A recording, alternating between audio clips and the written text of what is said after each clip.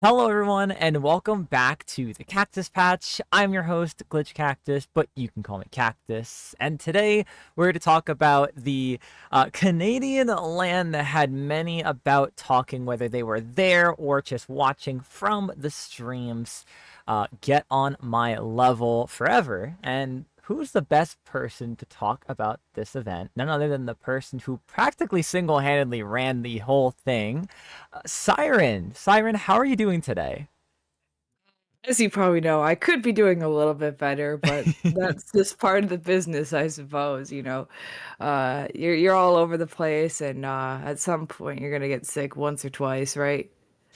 hmm Yeah, you can never really expect not to. We were talking a little bit before, and like it's so funny because I know like four other people that like went home and got sick as well, and it's just like yeah, that's just like I feel like it's the land blues, right? It's just you're so sad it's over, and it smacks you with a here's a goodbye gift.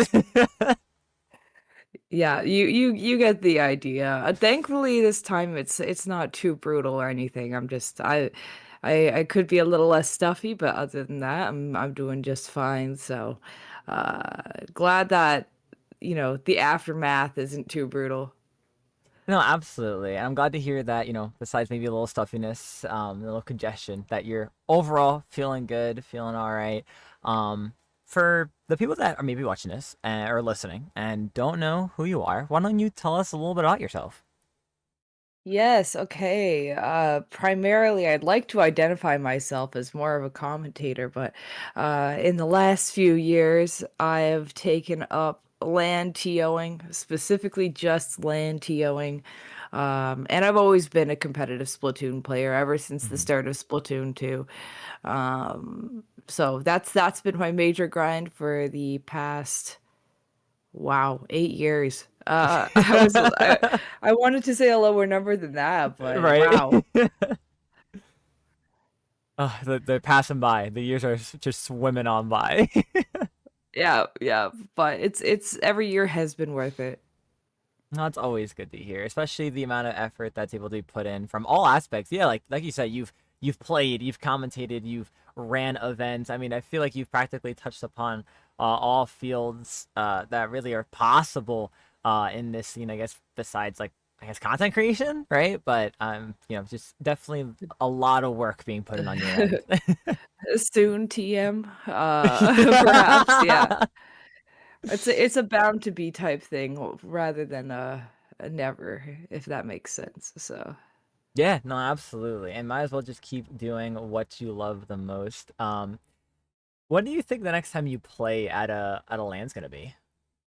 oh, it's definitely gonna be Riptide. Oh, let's go. Let's go. I mean, you didn't hear it from me, but I heard from a little birdie that Salt and Pepper might be coming together for Riptide just a little bit. Oh, you got me excited. Oh boy. I don't know. It's just a rumor, though. Okay. That Oh, it's a you rumor can that I hear hope a is reliable true. source. Yeah. Oh, well, we love rumors here, especially the good ones. Yeah. Yep. Yep. Yep. But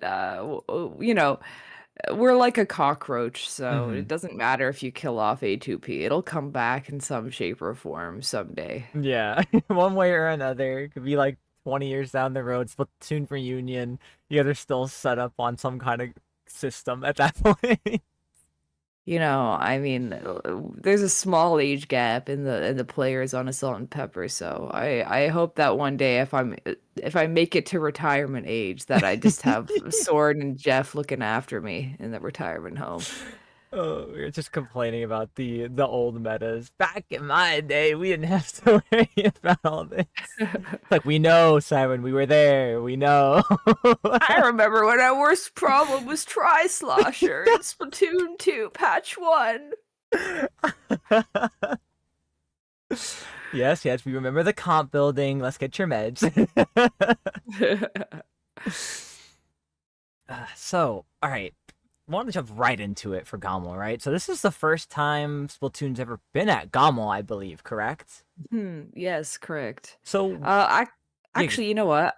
I will say on that, T-Mags from the Gaming Gen guys mhm. or Yeah, I believe so. The guys who do production for Gridlock, Oh yeah, yeah. Splatoon, and yes, they worked with us at Shine as well. They came up and they were like, I haven't seen Splatoon at GOML in a while, and I think his brain made that up, but he was telling me that it had been there before, but I just don't think that's true because I don't know who would have run that aside from Pace Cat, and I think he would have said something to me if he had. Yeah. So. But as far as I know, it's the first time Splatoon has ever been at GOML, yes. Wow. So ideally, yeah, first time Splatoon appears at GOML. What was it like kind of getting getting things going to have it hosted at an event like this? What was that kind of the conversation like of like, hey, like you should totally run Splatoon and like totally let me do this? It's so funny you say that because I never would have done this if it was like my own prerogative. Hmm. There was years leading up to the event where some folks from the Toronto community, like Jeannie, would like contact me and they were like, "Siren, Splatoon at GOM will win," because I'm like the Canadian land TO right now. Like at Hmm. least out of the Splatoon, like the Splatlands TOs, I'm the only Canadian.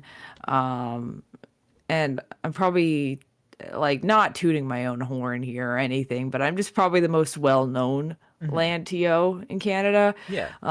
There's others, of course, like Battle of BC was run by Ellie, I believe.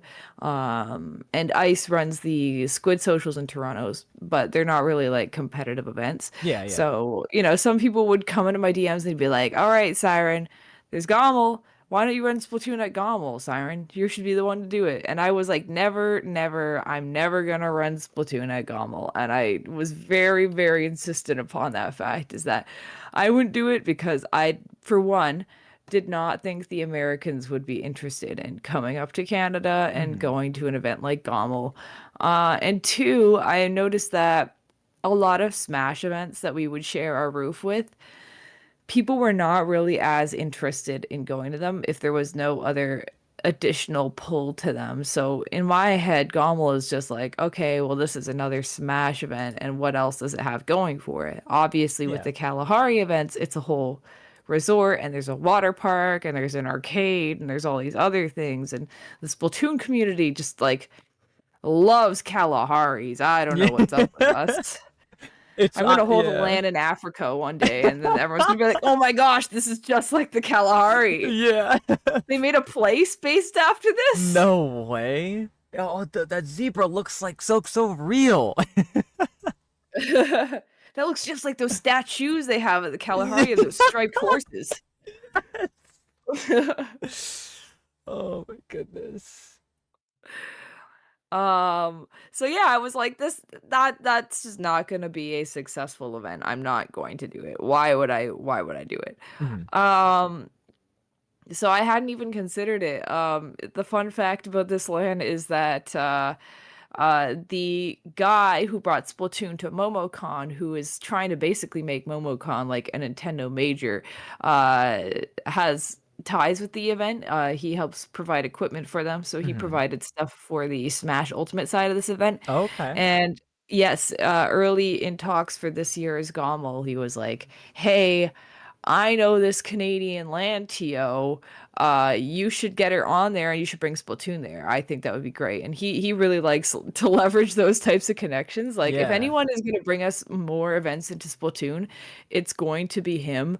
Because he just like he will have his company and he'll bring things to other events like Let's Make Big Moves and Let's Make Moves Miami and Hmm. events like that. He will work with them and he'll be like, "Hey, I'll bring this stuff to you and maybe I'll do it cheaper if you guys bring on Splatoon." So that's kind of what he does. Yeah. He's been really helping us out with getting us a lot of new like openings for lands. It's just a matter of what we accept and take on, and if we decide to like coordinate that with like a different TO as well. Like I Hmm. can see us in the future maybe even moving some of these opportunities to local TOs if applicable. Hmm.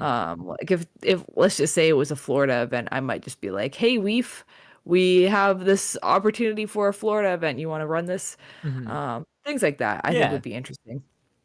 but he spoke to the GOML guy without that would be Toronto Joe, Mhm. without really me being like, I want to do this, and he was just like, I think you should do this, Mhm. and I was like, all right, well, you know, Toronto Joe seems enthusiastic about this idea as well, so let's talk about it. And my thought was like, all right, if he's expecting this to be like some crazy big event, like if he's been looking at events like Riptide and he expects us to get that kind of attendance, I don't think it's gonna work out, and I'm just gonna say, all right, maybe another time, maybe another year, or maybe never, and that's okay because we just don't align, and that's fine. And that's kind of where I expected the conversation to go, but I was like, all right, realistically, looking at this and looking at the scene here in Toronto and just, looking at the political climate of the world right now, I don't think Mhm. we're going to get maybe more than like 60, 70 people at this event for Mhm. Splatoon if we have it there. Is that something that you would be fine with, or do you have like some huge, like higher expectation? And he was like, no, that sounds like a great number. I would be very open to having you guys regardless. And I was like, oh, well, that's not the answer I Yeah. expected. Well, that's a bit of a shocker. Wow. I mean, Yeah, that's a good yeah. shocker, obviously. It is, it was very like the more the merrier. We have a lot of space that we can allot to you guys, but just let me know, like let's just make something work and we'll see what we can do and we'll make the best event we can for the amount of people you have. So I figured like, okay, all right, my values align with that of Toronto Joe's, so I will gladly do this event. Mhm. So that's when we decided to have Splatoon added into the event announcement trailer, which was like, I don't know if you remember, it was a while ago now.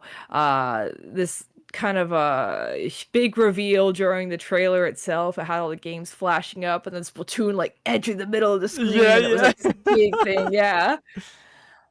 Um, so we decided it pretty early on. I had a lot of prep time for this one. Mhm. That's wow, really? Like how much time would you say you had to prep for this one rather than like other majors? Well, events like other first year events like Low Tide City 2022, I think I'm trying to remember in my head how many months we have. It's usually closer to like 4 or 3 months. I would say on average you do most of your planning. Mhm. This one I think we had maybe 7 or 8. Oh wow, Um, okay.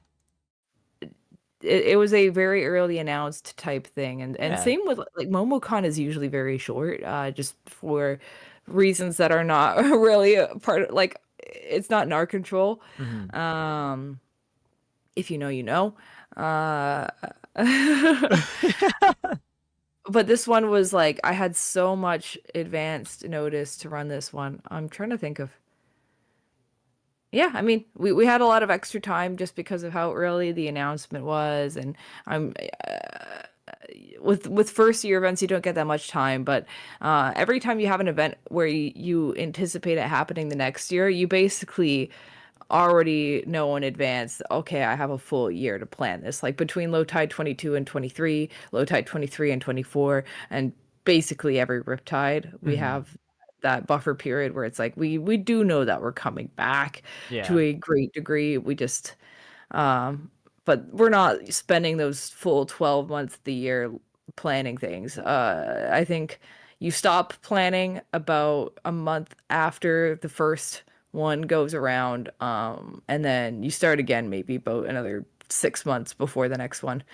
I would the only reason I say a month after the first one is because every time you kind of have to do an assessment, a post-mortem. Yes, Mhm. that's what you would call it. You would call it a post-mortem, for each event and see what people liked, what went right, what went wrong, which I have unfortunately been slacking on with GOML. But so far the feedback has sounded good. But things are different when you give people an anonymous way of voicing their thoughts, right? So maybe Yeah. somebody could be holding something deep and dark inside them that they just don't want to say because they don't want to hurt my feelings. I don't know. Something like that. Yeah. All right. Well, GOML gets approved. Teams start forming, teams start building, and we get pretty close to things are pretty much close to the green light. And GOML gets a unique challenge ahead of it, right, for the Splatoon side that most Mhm. majors really don't have the issue of, and that is lack of the stream support from the venue. So take us a little Right. bit through finding out that kind of information, or if like you kind of knew what you need to reach and like wasn't there met, and the idea to kind of push to do it yourself. So long before the event, I kind of have like an understanding from running previous events how expensive it is to have like a production team. Like this is thousands and thousands of dollars. And I could Yeah. see that the event was not getting like the crazy signups. And there were some talks that I had with Ice, the guy who runs the Toronto locals, Hmm. about like how many he really thinks we could get. And I thought, if people really show up for this, we can get maybe around 150 if people really pop off. And I was like, that's not a bad number to have a stream at. So I discussed it with Joe and he agreed that that was a good number to where having a dedicated production would be warranted Yeah. because other than that, we would be a first year event that is costing the event thousands of dollars Hmm. and going in the hole for it, which, you know, relatively speaking, when you look at most of these events, almost no games are profitable aside from the main one. So if you look Yeah. at like events like Riptide, that I think Ultimate is the big game at Riptide, where they'll have like 1,000 people signed up for that. That Hmm. is the event's main moneymaker, and then a lot of other things go in the negatives. But they're basically sucking the water from the pipe of Ultimate. It's like we're all just like leeching off of that to Yeah, some degree, yeah. right? Yep, leeches on a little puddle. Yeah, exactly. So like it's not a big deal financially because one game it will be like very disproportionately making money for the event and that's fine. That's considered the norm. It's not like Splatoon is the only game at an event that's ever run in the negatives and cost an event money because honestly most games do that. We're not special and we're not terrible. Hmm. So thankfully, we can all give ourselves a pat on the back, but we are one of the harder events to run as well. You have to Yeah. consider that. We're very like power hungry and like equipment hungry. There's a lot of things that you need to make a land setup work. Um, so there's just a lot of factors to consider. The audio equipment is always like the biggest question mark, I think, for like every new land TO. Almost everything else has like a very easy solution to it to some degree. Like a lot of events will run under a roof where they already have monitors and things like that. And every Splatoon player has a Switch dock. So, you can at least guarantee that those can be bored for the community, but not everyone owns an Astro Mix amp at home or a Yeah. Turtle Beach TM1. Um, so that's always the biggest question mark, and that's always one of the hardest things to do. And then of course the networking and the routers, which like we are so very lucky to be working with Level One, who used to be more or less used to be end game TV who used to run the lands before us. Hmm. So there's still those remnants of like the previous land TOs, the ancestors. And even yeah, if you paid attention at GOML too, you would have actually noticed those remnants still exist here too. A lot of those land adapters actually used to belong to Pace Cat when he was still in Toronto. Oh, Um, wow. yeah. So, um, one day it'll all get phased out. I'm sure as we move into the Switch 2 era where everything has a LAN port, but Yeah. um, that is something interesting. What was the question at hand again? I'm Uh, trying to remember. it's okay. It's okay. So the lack of the stream support from the venue. So what? Mm, So obviously, how did that happen? yeah. So Yes. you said about 150 was the decision that you guys kind of came up with. Like once we reach that, Yes. you get the stream set up. That wasn't met. What was the final number we ended up at? 73. Okay. So we're Okay. about So halfway there. yeah, we're like halfway Yeah. there. Okay, cool. We were halfway there. Yeah. And you know what? It's honestly not a bad number for a first year event. Hmm. Um, and I kind of after just like I talked to Hammy a bit and I talked to a few other people and a lot of people were like, "Hey, when are you gonna need commentators? Like, when are the commentator apps coming up?" And I'm like, "Maybe never." And then I kept feeling bad saying that, and I was like, "All right, you know what? Like, I know how much I hate it when the community loses content. Like there are Yeah. some lost sort things that are lost media in this community. I don't know if you're aware, but there's some tournaments where like sets have become lost media that were originally on stream or like even entire photo albums, like photo vaults and stuff Hmm. like that. And that makes me sad because those are Yeah. like deep down in my heart from like back when I was new to the community. Hmm. Um so obviously that kind of preservation I keep in my mind, and I was like, it would really suck to run a very cool event like GOML and have every part of the experience kind of just only be captured in the photos that people take. So let me see about running a stream, even if it's super jank, Yeah. even if it's not perfect, even if I have to sit on one scene the entire time. I wanted to make sure that we would at least have something that would preserve the weekend and the experience for people. So that's how that idea came about. And I asked Joe and I was like, I know like some venues have unions that would be against us having our own stream. Like the big house had that actually. Hmm. A lot of things would be preventative. And I was like, is there anything stopping us from doing this? Like, am I just allowed to bring my own stuff and run a stream? Hmm. And he was like, no, you can totally just bring your own stuff and run a stream. Like, go ahead, be my Oh, guest. awesome. Um, Wow. so it took that and ran with it. Obviously, I didn't like breaking the news like that to the commentators and everything, but it Yeah. honestly it went over better than I thought it would. I felt like, all right, let's not try and pretend like this is like a big production. I want to give the people at home the experience that we get in person, which is more akin to the floor setups and the okay, we're watching things as a spectator and not behind a curtain and ooh, like we're Yeah, yeah, yeah. Super I professional encouraged, suit and tie. yeah. I encouraged to lean into the vibes of you are on the land floor 5 feet away from the setups because that's pretty much what it was in reality. Yeah, yeah, you were right there. Yeah. Okay, awesome. So you pretty much for the stream setup in general provided literally everything. So like I think you had like what one or two laptops because one was running the stream and one was for like I imagine The just like bracket. bracket. Yep. The camera that was set up. So with the monitors for um the commentators, was that provided by you or by the event itself? Okay.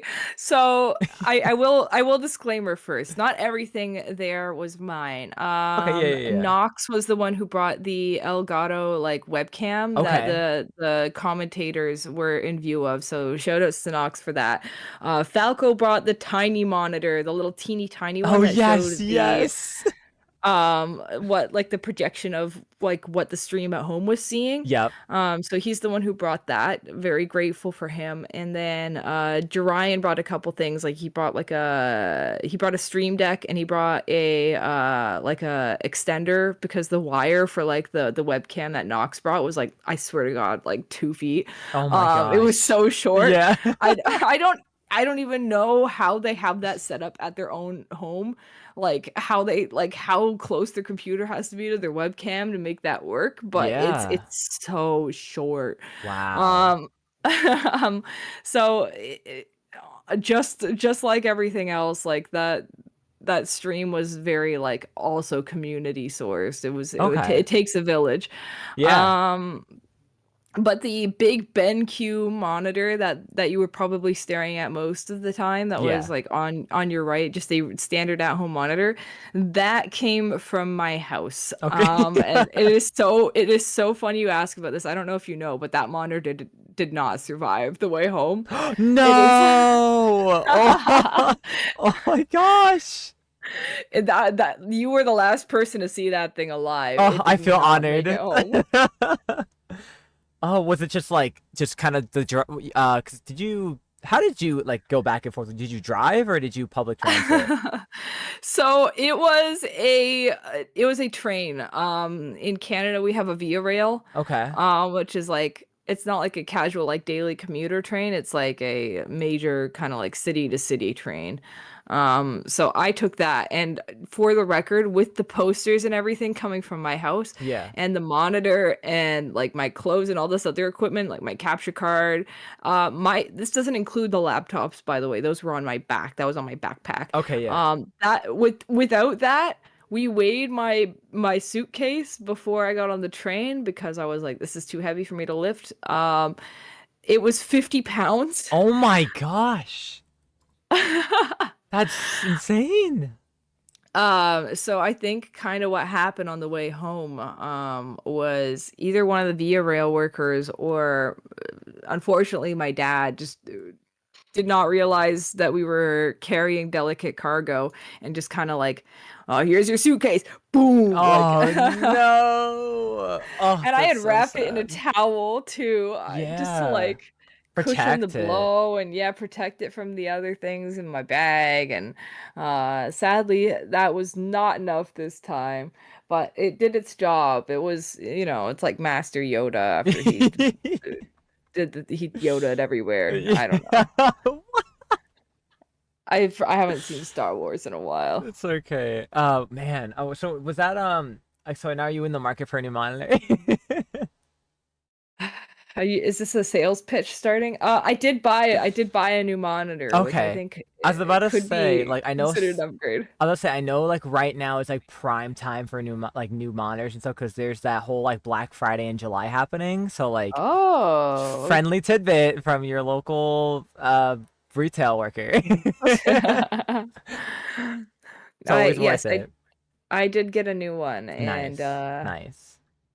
it's a nice monitor. It's a nice monitor. I somehow find myself still missing the other one a little bit, Mm. because this one's a bit bigger. This one's I got a 27-inch monitor to Oh, replace that one. okay. That one was like a 24-inch, and I now I'm kind of still adapting to it Mm. because my eyes are not used to Splatoon taking up that much real estate. Yeah. Um, but I think objectively this is a better monitor. Maybe I'll get a second one just so that my desk is not like it's more consistent to the eye. But Yeah. um, so much for me, not going negative for the event, right? Because now I think before this I would have been like fine, but now I think that just like bit into anything that would have like because I I bought a capture card, which I would have probably done eventually, but like really had to force myself to do this soon because of GOML. And I was like, I'm not bringing literally like the oldest Elgato model possible. Hmm. When I have a Switch 2 running the stream, that would be silly. Yeah. Like I had an Elgato HD60, not even the S, just an Oh, just the HD60. 60. Just yeah, that was my old capture card that I've been using for years. So now I have the Elgato 4KX. Um, Speaking of which, I don't know who stole my Pro controller at GOML. No But way. yeah, yeah, me and I think also Strings because he left his Pro controller on one of the stations after one night of the event by accident. And I was there overnight with my friend Marlon. I was showing him the venue because he's from Toronto. Yeah. And he's like, oh, let me see if I can play any ultimate friendlies, but I don't have a controller with me. And I was like, oh, my Spec Cam controller is over in the Splatoon area. I go over there and I get it, and we walk around, and I put it back. And then when I came back in the morning, my controller was gone, but yet the Oh. $300 capture card was still there, which was right next to it. I was like, whatever thief is stealing my dinky, dirty, crusty Pro controller, like not even the new kind, not the Switch 2 Pro controller. Yeah, Like just a regular old Switch Pro controller. yeah, like they stole my old Switch Pro controller with the case. I had a case for it. Oh, And that's just they stole the devious. whole thing. I know, and, like, I don't know, I it just kinda pissed me off that, like, they stole that and not, like, the $300 capture card right next to it. Yeah, like out of all things to take, you take Yeah. a pro controller. It had to be a Smash play. No, I'm kidding. Maybe it was I that mean, it one kinda guy. does have to be, right? Like, Yeah. statistically, it's most likely to have been a Smash Yeah, player. they outnumber 10 to 1. Who knows, right? They Yeah. travel across to the other venue, see what's going on, or other side of the venue. Yeah, I know towards the end of the event too, like, one of the, other TOs knew that I had lost mine because we had, like, a little TO chat of like, "Hey, my thing is missing. My thing is missing." Hmm. Um, and they were like, "Is this yours, Siren?" And it was just like the the Pro Controller literally everyone has, and the one I lost, but it's like, I can't be sure because it's literally like everyone has that Pro Controller, like, Hmm. just the plain black one. Yeah. And I'm like, "I don't know, it could be, but it's fine, like, whatever." Yeah. Which, like, side note, like, not to derail the conversation, but, like, Hmm. the things that people were stealing at GOML is crazy. It is out of hand. Keep your valuables on you. Oh my goodness. One of the, I believe, Melee TOs Hmm. had her entire CRT setup stolen. Like, you know how What? big a CRT is? How do Somebody you? picked it up and stole it overnight. What? That's like Yeah. next level. I blame the Americans. Smuggling stolen CRTs back across the Yeah, border for their for own the CRT little trade. smash events. It's crazy. I think Wow. that Tia was American too, so that sucks. Go to Canada Yeah. and have your CRT stolen in a Yeah. foreign to you country. Oh man. Wow. That's insane. Mhm. Yeah, definitely keep tabs. Almost got to start attaching tracking devices on everything now. Yeah, yeah. Do you have a, Apple device by chance? I do. I have an iPhone. When you were on the boat, did you get the AirTag is following you message too? I no, I didn't. I heard someone else get it near me though, because I heard like I think it was one of the Smash players go like, "Yo," it was like, "Yo, whose AirTag is this?" Yeah, I got that, and I was like, "Well, obviously that's gonna happen. I'm on a boat with, like, Yeah, 1,000 people on it. it's what you We're all moving in the expect. same place." Yeah. Oh wow, that is incredible. All right. I I feel like I've derailed the question again. It's okay. I mean, you pretty much answered it well. I mean, yeah, so just pretty much being able, first of all, I'm so glad they were so kind enough to let you just have your own stream and everything. Mhm. And I'm glad that we were able to showcase this event because, like you mentioned, like that is one of the biggest things that kind of makes its rounds in the community over and over and over again. Is where's the content, right? And Mhm. the last thing you definitely want to see is any kind of miss out on a local, a major, even maybe even an online event. Some that I know there's some like online events that happen today. Like I think today was like Barnacle Bash or something, like an online event that had a lot of top players, top level players playing in it. And thankfully we have top players that will stream, and you're able to watch it. But go back probably a year from now, and that wasn't the case. So it's very cool that they were so kind to let you put together a whole setup for the enjoyment of not only people who want to commentate, but also people at home that's like, oh, I get to watch, people at a LAN play. Exactly. Yeah, media preservation is, like, huge in this community, and I think if we ever hope to sort of break out of the more grassroots era of Splatoon, I think that's gonna be the start of it is because, just the more that's out there and the more content we have with the game, the more likely it is that people are going to start being able to discover. And I think a lot of people who may not have known this year that Splatoon was at GOML might have a chance to see that within the next year and then go, wow, okay, I'd love to go next year. So it's just another avenue for the scene to grow in positive ways. And we miss out on those types of things when we stop recording and stop documenting what's happening in our game. Yeah, most definitely. And I feel like this year was definitely a huge step forward when it came to the experimentation and push for more in-person events, right? So obviously not only GOML, but the second year now that MomoCon has had Splatoon, and Mhm. it's really been nice to see that we're opening up the avenue for new places to host events, especially after losing one of the top two, top three event largest Splatoon LAN events we've had, Low Tide City. So it's really Mhm. nice to see that we're able to find not only a another route in the states, but also externally, across to you guys or our neighborhood in Canada that um, players can attend to and have a fantastic time. And like you mentioned before, like 70 for a first time is pretty solid. Like it was awesome. There was some really hype matches. It was very entertaining, I feel, all around. And I think one thing that I like to say that I feel confident in, I'll probably say it again later throughout this podcast, but is that GOML has an opportunity to be very massive just based on its location of where it was located. As someone who comes from like the East Coast of the U.S., so like that New Jersey or New York area, it felt very New Yorky to me because everything felt in like a good walking distance, and that's what I love because not only are you going for just the event, you get that surrounding experience, which a lot of people like favor.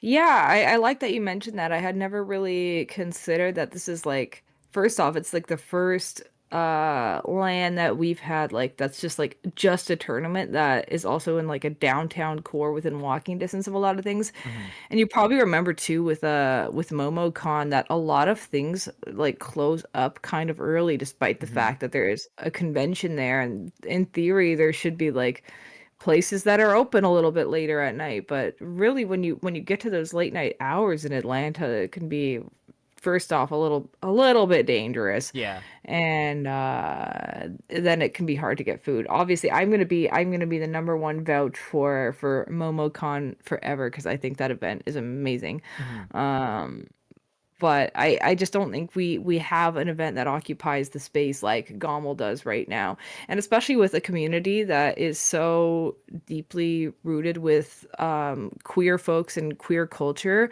Hmm. having a place that is so open and welcoming to it. Like I heard that a lot too. Like a lot of Americans and especially like my beloved queer friends from America were like amazed by like seeing pride flags out in public, and that just Yeah. made me so happy to hear that people felt so welcome and didn't feel any like hostility in like a land city for once. Yeah, absolutely. It definitely was more comforting and a lot Mhm. more warming to step into, for a lot of people, first time, like myself, first time out of the country, right? So, and for those that are, a part of those kind of communities are able to kind of go there and feel comfortable, feel in a sense safe based on what they're able to see and, like you said, feel welcome. It's a real game changer. Yeah, that I think is something that people will focus in on. And I think people are always looking for that second motivator to go to events like this. And I think a lot of people really liked the boat party, and I think that can very easily become a bit of a staple for us. Hmm. Um, and I'm sure you were there, so it's up to you on whether you agree with that or not. But I Yeah. think people really attach themselves to a lot of the positive aspects of the event. And if people want to go to GOML just to enjoy Toronto, who am I to stop them, right? Absolutely, and I 100% agree with you. That boat party was wonderful. Obviously, I like the only thing like up which is expected was just like the crowdedness of it. So obviously, if you're someone that's not a big fan of like kind of personal space being kind of squished, definitely can reconsider. But it definitely was an amazing experience, and they let me drive the boat. What can I say? They let me drive the boat. Waiting for the return of Captain Cactus. I mean, you have a year to get your license for the boat now, so Yeah, I better chop start chop. now. Yeah. Yeah. You can flash that to the captain and go, "All right, I'm qualified now." I'll just like take out a little captain's hat in my backpack. All right, so preparation for GOML, once everything was a go and we're getting closer to the event, from final signups to the final week, take me a little bit through like that preparation phase of like, all right, like what do I got? What do I need to have ready? What needs to be prepped? What am I bringing? What was that going through? What was that like? For a lot of these events, it's kind of a very standard thing that you do. A lot of it is, especially for like a first year event or with when you're working with a new TO that you've never worked with before, is like double and triple checking your inventory of things you need to have to make the event run properly. For this case, like you have to like think about things like power bars, like just like extension cables and what else? Switch docks, which unfortunately I found out like the week leading up to the event that there was a miscommunication, which I can only blame on it being growing pains of never having Splatoon there, Mm-hmm. about where these switch docks were coming from, because I thought they were coming from the same guy who runs MomoCon because he was bringing audio equipment. So I was like, all right, well that's the guy who also has docks, but apparently all of his switch docks were being lent out for Smash Ultimate. Oh, Yeah. And that is okay because like we're just talking about acquiring 16 docs from like the community, and yeah. I've got three. Well, no, I have two. I have two. I have two. Okay.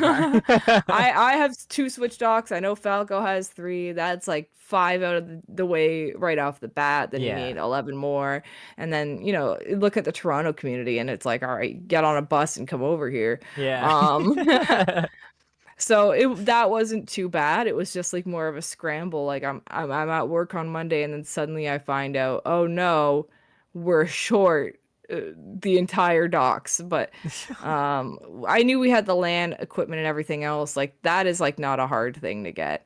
Hmm. Um so thankfully that wasn't a problem. But like what I remember talking to Joe and he was like, "Well, I thought Splatoon players brought their own consoles." And I was like, "They bring their consoles, but like they don't plug in the dock every time they sit Yeah, down." no, they're not replacing their whole dock setup. Yeah, yeah. So oopsie daisy, but like again, like these are just things that happen when it's like Yeah. you're running Splatoon at a Smash event the first year.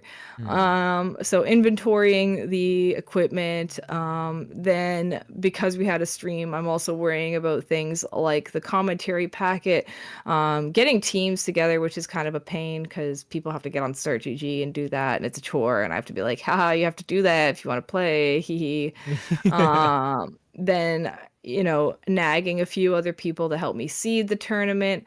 Um, and also just designing brackets to fit the amount of stations for the amount of players. You try and get that done as soon as possible, but sometimes when there's a variable amount of teams, like you don't know how many you're going to have in the end, especially when you start like scrapping together subs and seeing how many people aren't on teams who really want to be on one. Hmm. You gotta like plan for those numbers to change in the end because like there's like all these thresholds in Splatoon. Like we had 15 teams at GOML, but we could have just as easily had 16. We were very close to that. Hmm. 16 would have been fine, but then once you break it to 16, once you have 17, um that's when it becomes a problem. That's when you have to rearrange the whole thing. So it's Yeah. it's very much a huge balancing act for any land. You can't just be like, "Oh, let's throw another team in the bracket, easy peasy." It's not because you build the tournament around that. You're like looking at the math all the time and you're counting what can be done with how many people can play at a given time and how many hours are in a day and how many hours can I use to play. Yeah, Um, yeah. so ultimately, I was like, okay, we probably have 15, maximum 16 teams. Um, the best thing that I can provide to them and the best tournament experience, I think, is going to be round robin. Hmm. Especially because I didn't think we would have time to run like any sort of redemption. And that makes sense because redemption is one of those things where it's like I will always vouch to have a redemption at a LAN, Hmm. despite what brushstrokes might agree with or not agree with. Mainly because it's very hard to seed a LAN at times. They're not Yeah. like a lot of these are pickups, so you don't. There's a lot of layers of unpredictability. And redemption exists so that if there are variables in your seeding, they can be naturally corrected within the tournament and nobody gets punished for it. Mhm. Um, Round robin makes that a little bit rough because like your seed is very much fighting against you. Like you could end up in a pool with like two teams that you could never beat, and then you're just, there's no way you're getting into Top Cut, but that's just how the cookie crumbles. Yeah. But overall, I think things fell into place where they belonged. I felt like you saw the end of our silver bracket matchup. I was like, all right, Yeah. well, these two teams, like they're playing somewhat close. These games are hype. Um, there was still a clear winner to it, but at the end of it, I wasn't like, okay, I don't think this team would have had a better experience in Top Cut. I Mhm. think this is probably the ideal path for them here. Yeah, no, absolutely. I think that's something a lot of like newer TOs2 don't really like realize when it comes to the teams that get added over and over to, their locals that build up or even online events. They just kind of know what they've seen, so it's like, oh yeah, we'll just copy that bracket and just should hope for the best. And then next thing you know, they're having like 3 teams start round two. Yeah, yeah. But there was one thing that I did in college, which was I put a whiteboard on the back of my bedroom door so that no matter what, if I was gonna leave my room, I have to think about all the things I have to do. Hmm. So I filled that out with like basically my list of things to do before GOML, and I filled the entire whiteboard. Oh my It, gosh. usually there's like more people to help, and I did Yeah. get some help as well. Paradigm and Falco did help me with a few things where applicable, but some things you just can't have somebody else help you with, like, packing your suitcase full of equipment and praying you didn't forget anything that you really Hmm. need to run the event. Those are pretty integral. Um, Making the map list and then getting the commentary packets together, like feeding the information in from the form and putting it on a paper in a somewhat pleasing visual way, booking the commentators, and like you can only do the commentary booking and the volunteer booking after you've seeded, because every commentator and every volunteer ever ends up playing in the tournament. Yeah. Like it's less likely that they'll be not playing. But Hmm. I think I had two people who weren't playing in the tournament total, and that was like Czar and Strings. Hmm. Um, so those are the people who are easiest to book. And you can only do it after seeding because then you have to look at projections. And then the hardest thing too is like, all right, now I have to book the top cut commentary team, and that's going to be even harder because it's Knox and I at the beginning of that, and that wasn't like, oh, Siren really wants to commentate, because I think me commentating while I'm TOing is like so difficult. It is like my Yeah. brain is fried by that point. Every time I do it, I'm so embarrassed by my commentary after. I'm like, that was not great. Hmm. I only did that because the way I designed top 12 was like, I guess, less than ideal for booking commentary Hmm. blocks. There's Because no matter what, if you lost your first round, you still had to wait for the first 3 rounds of winners. So that Yeah. meant that no matter what, the first 2.5 hours of Top Cut would be occupied for those players, because they still, even if you go 0-2, you have to wait to start your second lose, like your second loss Yeah. round, Yeah. basically. Yeah.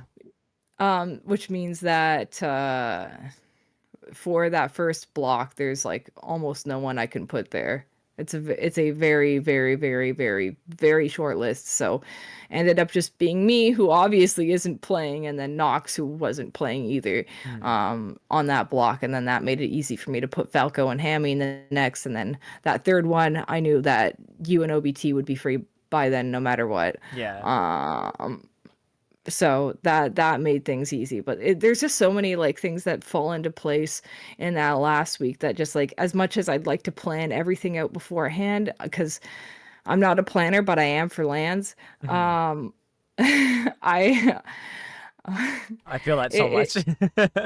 it I you can't do things until that team deadline hits, and then after that it's like boom boom boom boom boom, I have to do everything. Yeah. um so we do call it like pre-event crunch, and it really is one because like you're so limited to the things you can do before the event for planning. It looks like we're procrastinating, but we're really not. You know, because you have you're pretty much delayed by what's it called?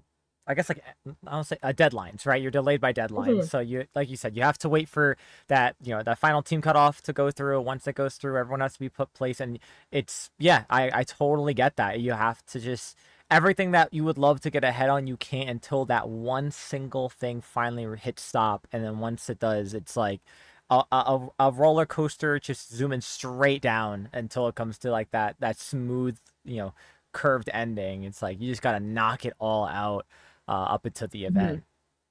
Yeah, no, you're absolutely right. I just wow. Like even on the train ride there, like a huge push for me to get on a train other than like driving was just being able to hop on my laptop and still work on the event on my way there. Obviously, I can't drive and do that. So, Yeah, yeah. getting on a train and be able to hop on my laptop. I was like pre-writing announcements with like fill in the blanks. Like, "Hey, good morning, Splatoon players. We are insert blank here for directions to where Splatoon is in the venue." Yeah, that's right. Yeah, make sure you show up for these times if you're these players, and I'm like writing out like these dummy announcements beforehand. Yeah, just so Just you have the copy paste ready to go. exactly. It's a lot easier when you have another TO with you, where one person can be just sitting down writing these announcements. But I'm like, oh wait, I'm gonna be the only guy, so I gotta make sure that like as many aspects of the community, not community, the tournament that I can outsource to myself in the past, I will do. Yeah. Uh, Assigning stations was one of those. So, thankfully, since I was a little bit sick on Saturday morning, Hmm. I basically had already set up the tournament to run itself, and I handed Dio my laptop, and I was like, "Bro, just do it. Just do it." Just have at it, please. Yeah, like he sees what it is and he just goes, "Okay, I know what to do with this." So thankfully, because he runs all those H-Town splash downs. Yeah, that's Um, right. Yeah. bro knows his way around a Start GG page. Yeah. Yeah, that's another thing that was like really nice to I think that was like nice and also like lucky to have set up or have happen at GOML is that you had players that have run other events before there, whether that was LAN or online, like there was some knowledge that they were able to support with. Exactly. And it was also nice to have Ice there as like representation of someone running those Toronto Squid socials. Yeah, no, absolutely. All right, so GOML's here. Walk us through the setup for Splatoon. It was the two setups, obviously the stream. So like, was that like a Friday all day thing? Were you able to go in earlier, like on Thursday? Like, take me through finally setting up so Splatoon can be played. So I get to the venue on Thursday, and I am honestly surprised that like I think I was the first one there, Hmm. out of Splatoon at Okay. least to like kind of walk right into the venue. I go find Joe, and he's like, "You guys are in this room in that general direction," and I had to go. Okay. There was no signs for our stations or anything. Yeah. But Leo, the guy who brought us to MomoCon, he had left our audio equipment where it belonged already. And keep in mind, right, I have community sourced docks and I only have two of my own Hmm. with me when I get there. And there was also no monitors. So I walk in and I eventually figure out what's tables are for Splatoon after killing some time because I think the event was going through something. I just remember seeing Joe on the phone and kind of looked worried, and he was like, "Can you get this fixed now? Like on the weekend?" Yeah, yeah, Um, yeah. I was like, "Oh no, probably not the best person to bother right now." So I sat down for a bit and I helped some of the melee TOs set up while I was waiting for just other things to come in for Splatoon because I basically had nothing to start setting up with. It was literally just two tables with a power plug near them. Yeah. Um, and nothing else. And of course the audio, but then there's nothing really to connect the audio with except for each other. So while I wait for monitors to be situated and maybe more people to come in who would have docks for me, I go and help the melee staff. I finally get news that we might have monitors. I walk over to the ultimate side of the venue and they're like, "Hey, Siren, we have these curved monitors and all our ultimate players are a bunch of big babies and they don't want to play with curved monitors. Do your players care about this?" And I was like, "I don't think so. Give me those." Yeah. Wow, Yeah. that's that's so funny. Yeah, yeah.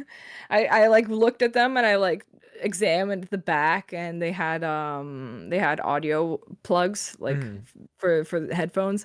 So I was like, yeah, these should be fine. Let me take these from you. Yeah. And thankfully it seemed like people really liked them. I was a little worried that like some people might have issues with them and I was like, I know who would probably have an opinion. It's probably Chara. So I sent him a picture of the monitor and I'm like, "Do you like how do you feel about curved monitors in Splatoon or Mhm. something like that?" And he sends me back a video of like his desk at home. Like he's still at home Yeah. and he sends me this video of his desk and it's like all curved monitors and he's like literally he's just narrating it and he's like, "No, I hate them." Like I love that. love that. I loved it so much. He's so funny. Oh, the goat for real. Oh my goodness. So got all the audio set up, and eventually Jarian, Yoshido, I believe Strings was there too. A good chunk of people showed up with some docs for me, so that was very excite, much happy. Got some more things to do there. They were apparently short on power bars for the event too, Mhm. like extensions. And I had to be like, guys, I really do need this many. Um, Yeah. yeah, like they like looked at me and they were like, how many do you really need? And I was like trying to do the math in my head because like you're like staring at the power bars and you're trying to imagine everything plugged into them. And I'm like, and people kept talking to me and like saying other numbers. And like, I think someone noticed that I was short circuiting when they were like talking to me while I was trying to calculate this in my head. And they were like, maybe we should like stop talking to Siren while she's trying to do this. Yeah. But like somehow we got it down to 4 power bars per like 8 setups, which is pretty impressive, Oh, I think, nice. actually, Yeah. for what it was. Yeah. Um, of course, still, a bit of a fire hazard, but actually one of the anime games setting up next to us, like the guy who was setting up was an electrician. Mhm. So I asked him about it and he was like, "Yeah, like obviously on paper they're gonna tell you not to do it, but you're fine. Like you're fine as long as you don't have like 10 of them." And I was Yeah. like, "All right, cool. We're good. We're Yep. good." Hey, that's your seal of approval. That's all you need. Yeah, yeah. So that was nice.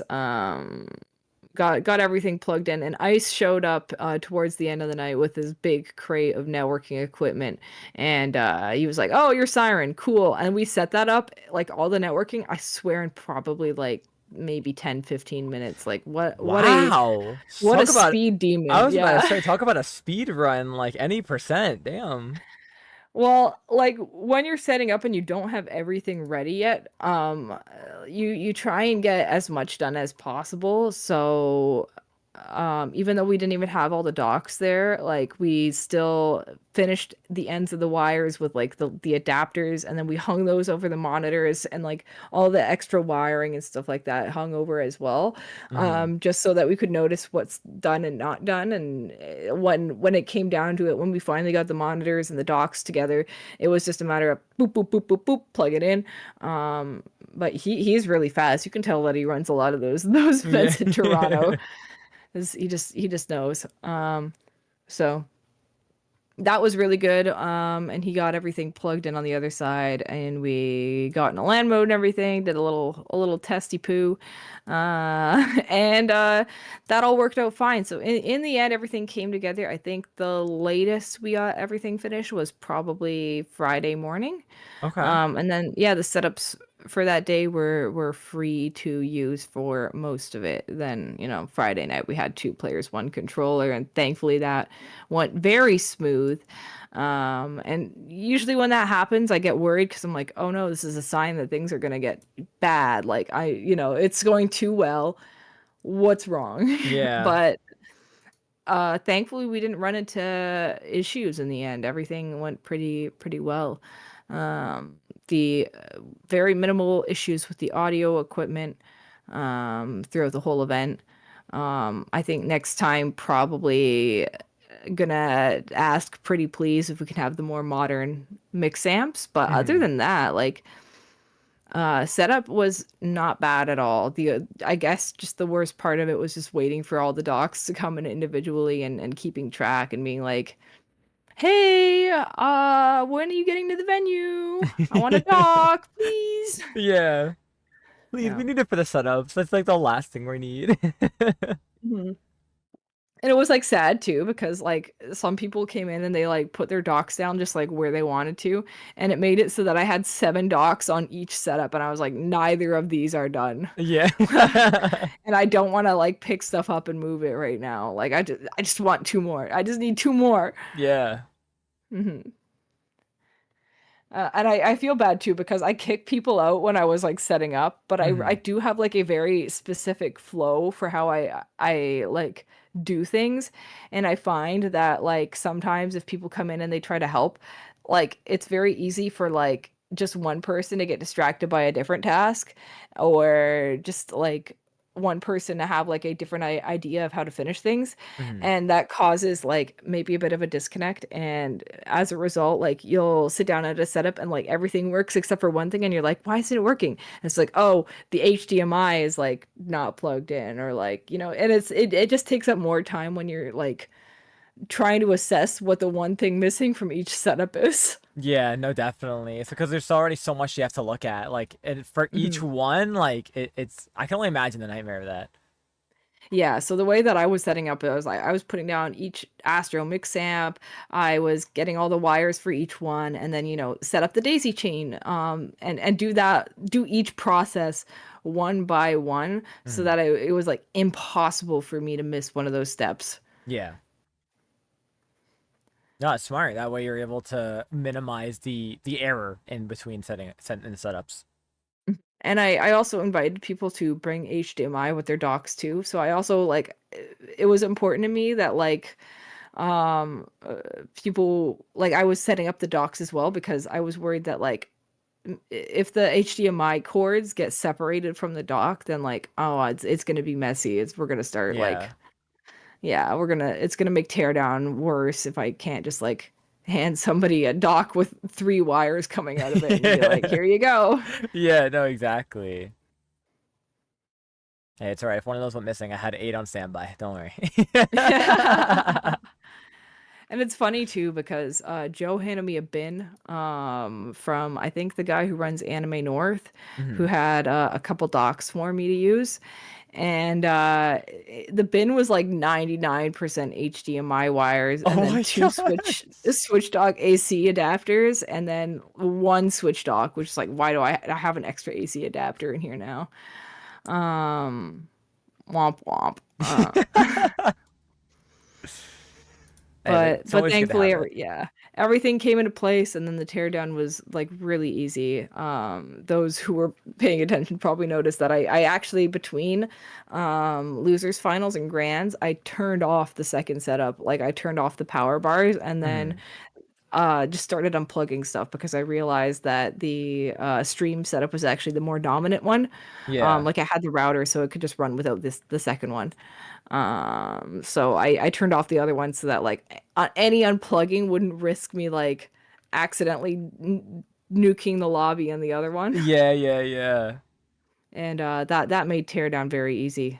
Um, Ice also just like cleaned up his stuff very quickly, and then it was just like the monitors and the docks and honestly the audio equipment is like the hardest part. Hmm. But like Czar is crazy. He is like he had like the nicest pile of wires, and Omega and Shadow from Moonlight stayed late as well to help us pack up everything, which was awesome Oh, because nice. those who were there probably know I was a little angry with Moonlight during that tournament. Oh yeah. Yes, the team that's gonna win it all 5 minutes late to their first set of the day. Yeah, yeah, yeah. I was like, "Oh, come on, really? Yeah. Everyone's here but you guys." But they made it up to me in my heart, so That's good at least. they get a pass this time. Yeah. This time. This time. Next time they won't be so lucky. Yeah, I'll come after them next time, but this time they make it out.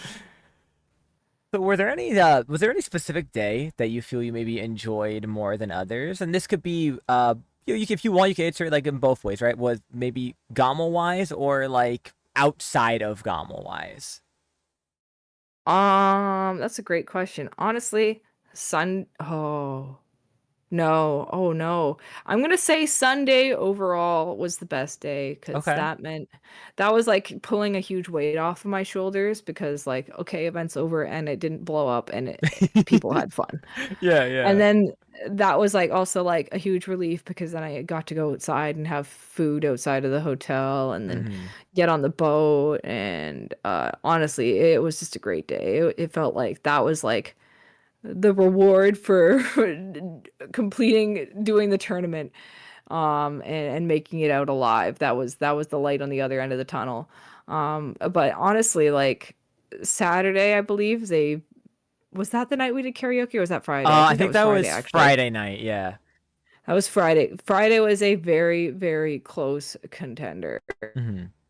Uh, just because the karaoke was fun. My friend Marlon from Toronto kind of just spawned in and came with us as well. That's Um, dope. yeah. What were you gonna say about it? I was gonna say, 'cause I was like, I feel like those were probably the best two. That's like, because I know Saturday, you had to have been there like all because of all the group stages, and then also Mhm. Silver. So, or was Silver Sunday? No, Silver was first on Sunday. So yeah, Saturday like Yes. just all group stage. 8 hours of groups. Ay, Uh, ay, ay. I don't even remember what I did after Saturday, like for fun or anything. I think, Mhm. oh, you know what? I think that was just the night where was it? I don't even know. Uh, Saturday night was just like me and Falco walked around the hotel and like discovered like the courtyard. There's this cool area with like a waterfall and like Mhm. it was pretty neat. So we were just wandering around for a while. Yeah. Um, Honestly, such a cool place.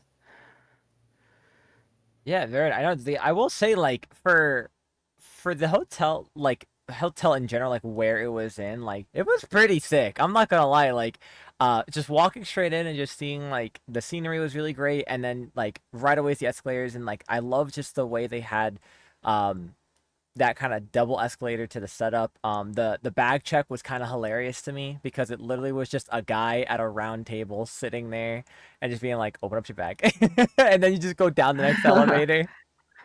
You know, funny enough, this was the first event where the bag check was like trying to stop me, even though I was a tournament admin. Mhm. And I had to be like, I'm head staff, I'm a head TO, I'm a head TO. And they'd be like, bag check, bag check. And I was like, what are you talking? Like, normally it's just like, hey, I'm an event head. And they're like, go, okay, bye. Yeah, Like, yeah, because they can see the badge, right? yeah, exactly. But this is the first time they actually stopped me for that. So I actually just stopped bringing a bag down altogether, and like the strat was just like carry as much as you can by hand, or just try and pull a fast one on them and be like, "I'm an admin, Yeah, run yeah, away." yeah.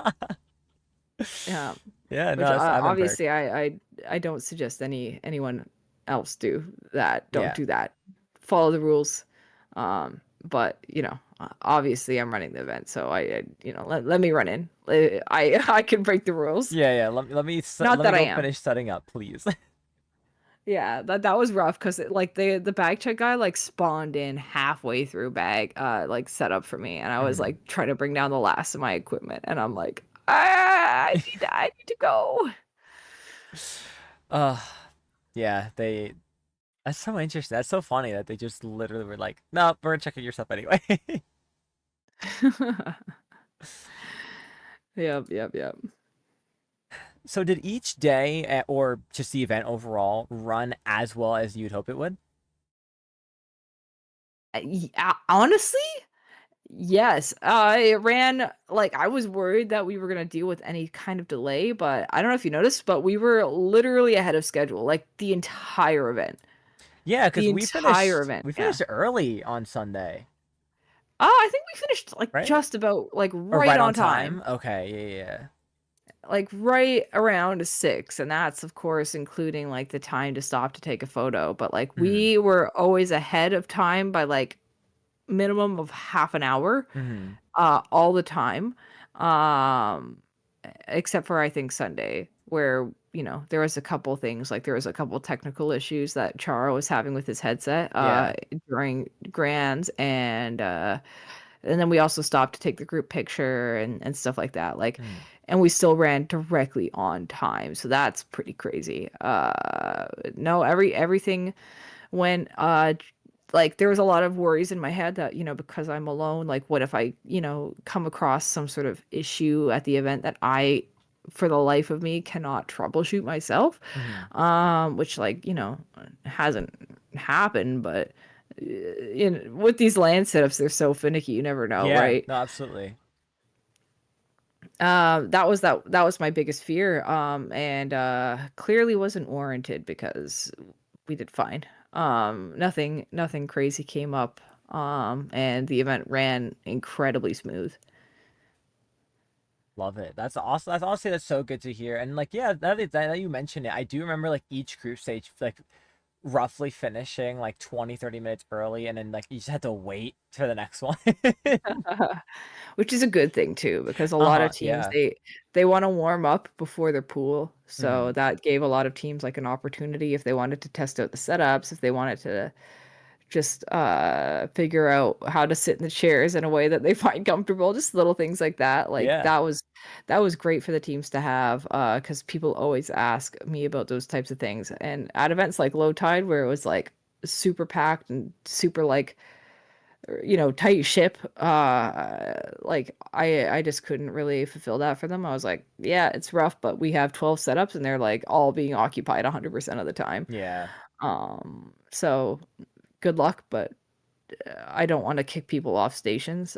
So like I didn't even want people setting up at low tide because the window that they would have to play would have been like 5-10 minutes max. Yeah. Very minimal.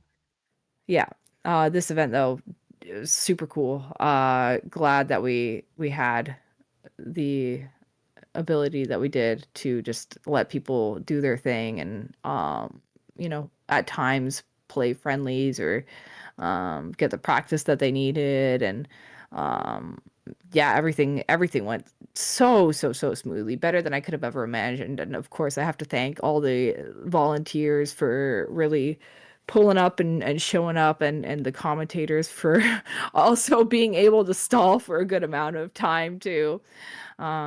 So everyone really did put their all into the event and making it happen the way it did. Like I Mm-hmm. can't even just like sit around here and absorb all the glory of it because like that's not really all on me. Yeah, absolutely. I mean, you're like the ringmaster of the show, but it helps to have all the I guess animals underneath, right? Is that what they do? I think. I guess if it's a circus, sure. Yeah. Sometimes that's what this community feels like. In a Wow. good way.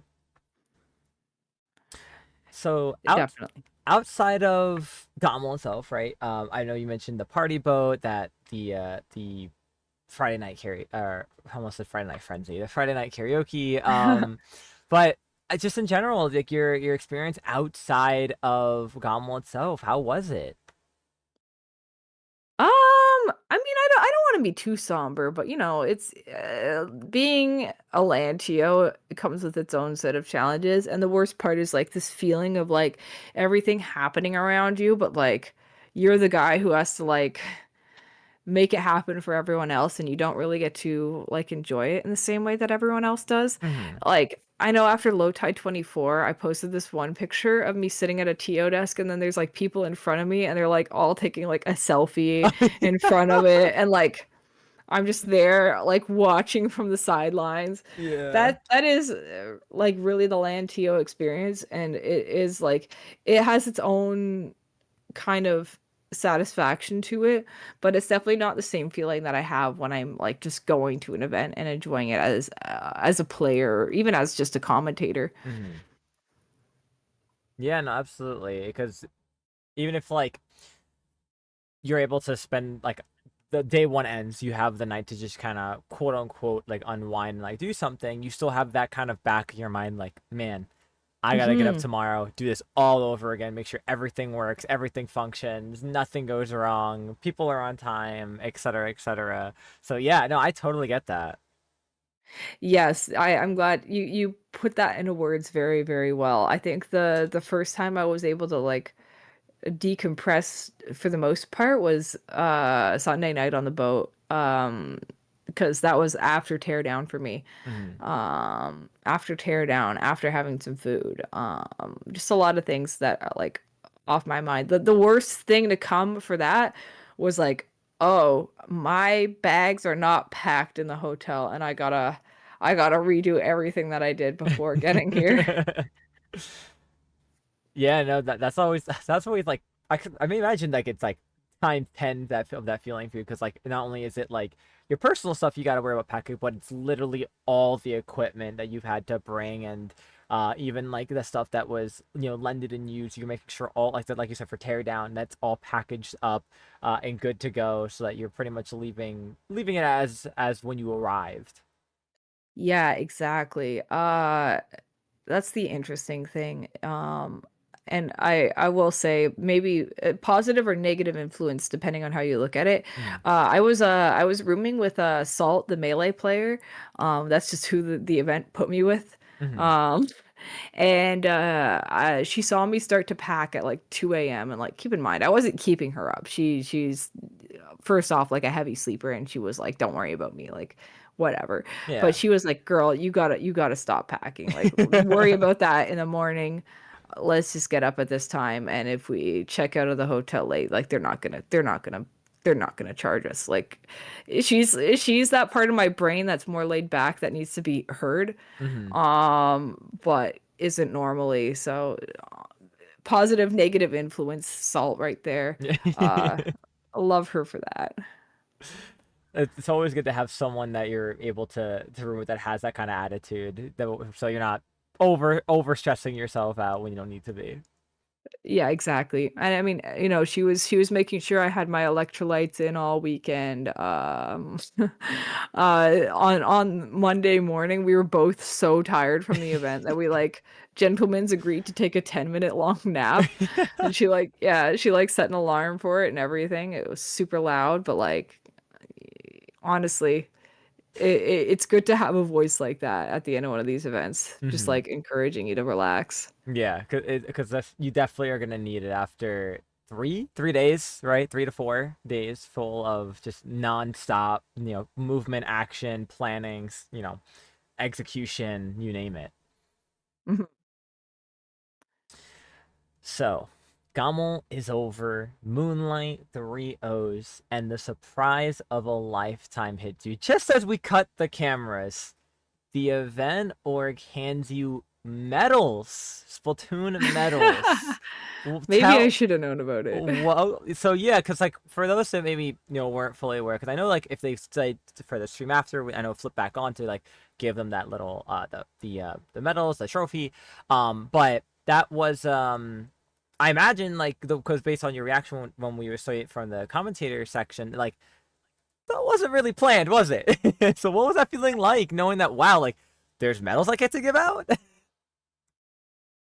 I fully thought that they had not made those for us. I didn't even realize they knew how many people would be, requiring medals for the game. But I was so happy that they thought about us and they ran over and they got them just in time. Hmm. Um, I also thought it was funny that like I hand Omega the medal and he's like, you want me to take the plastic off of this or like what? Like what? Yeah, I remember that. It like came just fresh off the press. Like it was like brand new right there.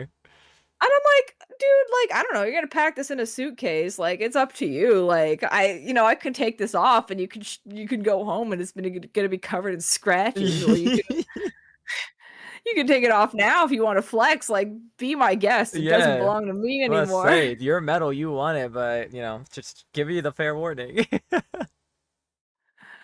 Oh, but I'm so glad that we had that, honestly. Not too much more to say about it though. Like I'm glad that like Splatoon got that recognition from the event. And I was worried because I feel like sometimes we get done a little bit dirty by the event heads, but GOML and Joe were so like receptive of having us and so excited that we were there. And even on the boat at the end of the event, when I saw Joe for the first time after running the whole thing, Mhm. he was so excited to see me, and he was like, "Dude, like every time I passed by the Splatoon area, you guys were so excited, so hype. Like that was awesome. Like he was so glad to just have our presence and our energy under the roof of his event as well. Which is like that's like more than anything else. Like I know the Splatoon players are gonna like it, but like when the event head loves it, I'm a happy person.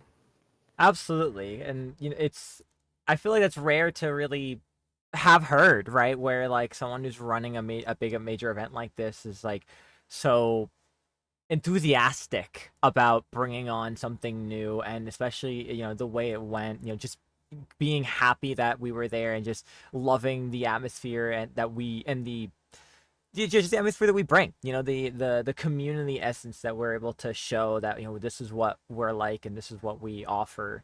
um and it's always good to hear that and see that, especially because like, hey, who knows, GOML 2026 smile. I won't confirm on paper, but like I did, I'm someone who likes, a fair bit a bit of reassurance. So, Yeah. when I did see Joe on the boat, I was like, "All right, you liked that? So you want that next year too?" And he was like, yes, I do." Like so, I'm just saying you guys will know pretty soon. I mean, I imagine it'll be in the launch trailer as well. Yeah, But I will gladly bring GOML back if I am able to. I love to hear that, especially because like as someone who was a player, someone who's just for first time out of the country and just experiencing a new event for its first time happening. It was so exciting. It was so much fun. I loved everything I was able to do outside the venue. As someone who's also um limited in, as we've as it's been joked about both on stream in the commentator call that we had, has health issues. The options were always there. It was always a quick find. So I will always be an advocate too of like, if anyone's like, should I go if they do announce like next year's, absolutely. There's just so much to do in and out of the event that it's I feel honestly, given its time, give it the time, it will be an event you kind of will get FOMO over. Like you don't want to miss this. Honestly, like I hate to get excited about other people's FOMO, but a lot of people were like, "Oh darn, I missed out." Like next Yeah. year for sure. And that's a great thing to hear. If you're the one running it, at least. Like Oh, it sucks that absolutely. you missed it this time, but like yeah, show up next time, please. Let's hit that 150. Yeah, let's get there. Let's make this bigger and better than it was previously and just keep those numbers rolling. So what's next for you, Siren? So I know you Riptide earlier. You poked that you're going to be competing. You could also be doing, I imagine, some commentary, maybe some TOing or volunteering. I hope to do some commentary. Riptide is the event that I like try to like I won't sign up for volunteering on its own for that event, but I know I'm gonna end up doing some level of work somehow anyways, Yeah. which is not like I'm not saying that like a bad thing. It's just like it's naturally gonna happen. With Splatlands, like we do allocate certain people to certain events. Um but we always try and like help each other where applicable. Hmm. So like I believe it was last Riptide or the one beforehand, I was the one helping Kraken get the last people together onto teams and like reaching out to people and stuff like that and seating and helping with the schedules. So I'll help with the pre-event crunch type activities. Um and like some level of consulting for other events like MomoCon. We all double dip a little bit. And just if somebody's online, we go, hey, hop in a call with me and help me brainstorm the bracket or Yeah. it it'll happen. Um and everyone brings something to the table at Splatlands, which is a great thing. Um definitely try to pay them back for all the help that they have for me by paying it forward and helping them. But as far as the event goes, I'm hoping to do some more commentary and competing, but you know, more than ever, I wanna spend some time with the friends, with the homies, Hmm. because holy moly, have the last few Riptides felt like the busiest event for me ever. Uh, so hopefully this time it'll be relaxing, but more than anything, I'm looking forward to seeing people. I love to hear it. I'm hoping for the best for you as well. You actually get an opportunity to fully enjoy that weekend, which is not only 2 months away, which is crazy to think about. Like 2 months, and then we'll all be in Ohio and watching some of the craziest games imaginable, like we do every year. Yeah. And maybe a bit of a controversial topic, but I'd love to see more people pull up to events such as GOML next year. A lot of people have recently been talking about like bringing events to more progressive areas and supporting Hmm. those events. So, Yeah. you know, I would love to see people put their money where their mouth is too, and actually go in and support those events in areas that you want to actually be in. Hmm. Riptide is great and it's a safe space for people who live in maybe a less than ideal area. So I'd like people to consider that too. That getting rid of those safe spaces is not the way to go. So I of course like Riptide's the big one, and I still think going into that and supporting the event that supported us for years, even when we were a smaller game, is not a bad thing either. Um, just do what you can, support the community, and support where your values are. Hmm. Absolutely. I don't think I could have put it any better myself. Siren, thank you so much for coming on to talk about GOML. This is the part where I'm sure maybe if you remember the last time you were on, where this is kind of the conclusion, the final thoughts, final shout outs. I hand you the mic. It is all yours. The floor is yours. So please say whatever else you'd love to say. Shout out who you'd love to shout out. Oh geez. Getting put in the hot seat now. Shout outs to my dogs, shout outs to Go Falco it. Flyer for helping me out.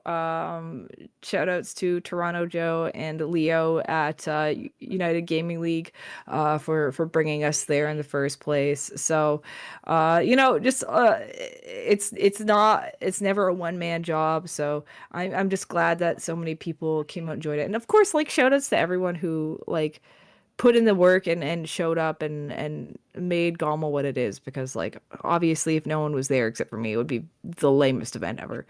Uh I think that's all for me today, but thank you again so much for having me. It feels like, it hasn't even been that long since I was last here. I was about to say I don't think I think it was. I think wasn't it right before MomoCon? I think we brought you on. So yeah, it's been like a little Ooh. over a month. So It's always a pleasure to talk to you and have you on to discuss whatever it might be. So absolutely thank you for taking the time, especially when you're not feeling the greatest, to talk about such an amazingly well ran event. Well, thank you so much, and thank you for the glaze. I'll be sure to I'll be sure to put a feedback form out for GOML soon. I've been definitely procrastinating on that one a little bit, but I'll send that out and very annoyingly ping you guys in probably like an hour once I do that. So And no problem at all. No, never. I never mind filling those forms out. Always got to give the feedback, good or positive, especially to anyone that's listening as well who may have attended GOML. Fill out those forms. The TOs love the support, and I feel like Splatoon's one of those communities where, it's possible to be the most transparent from player to TO. So, it's definitely always good to get that filled out one way or another. But yeah, with that being said, another thank you to Siren, and that's gonna do it from us here on the Cactus Patch. So I do want to thank all of you who are listening or watching for tuning in, whether live or on the YouTube VOD. Thank you so much, and as always,